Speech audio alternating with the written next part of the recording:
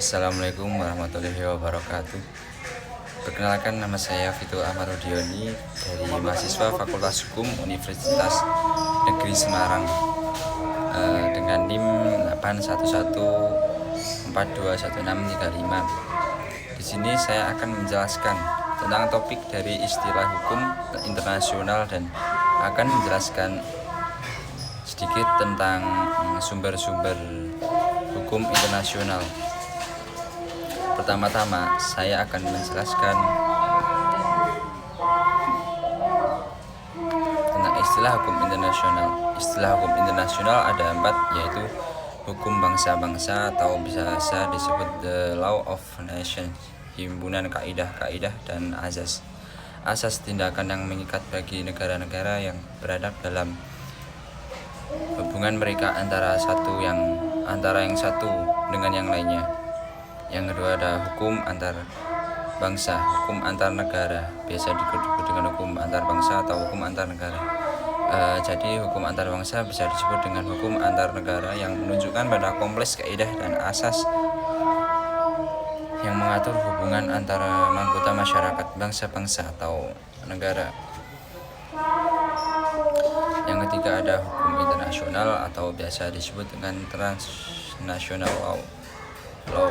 Hukum transnasional mengatur tindakan atau peristiwa yang melampaui batas-batas nasional. Ini melibatkan individu, perusahaan, negara, atau kelompok, tidak lain hanya hubungan resmi antara pemerintah negara. Yang kedua yang akan saya jelasin adalah sumber-sumber hukum. Meliputi yang satu ada perjanjian internasional. Perjanjian internasional adalah sebuah perjanjian yang dibuat di bawah hukum internasional oleh beberapa pihak, yang utamanya adalah negara, walaupun ada juga perjanjian yang melibatkan organisasi. Contohnya adalah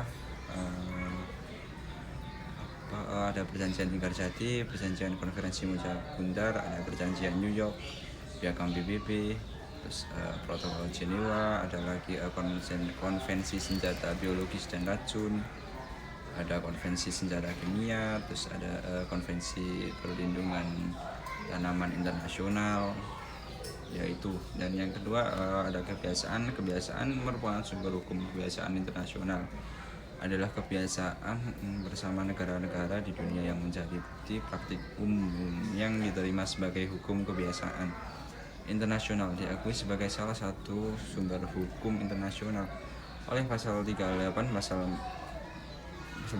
Mahkamah Internasional.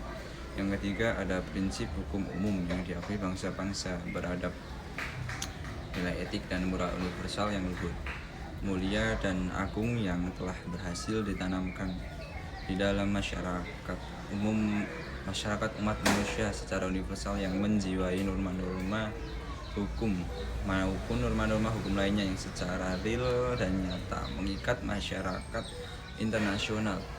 Yang keempat ada keputusan yudisial atau jurisprudensi. Yang kelima ada doktrin atau pendapat para pakar. Yang keenam ada ketetapan organ internasional atau konferensi internasional. Cukup sekian penjelasan dari saya. Wassalamualaikum warahmatullahi wabarakatuh.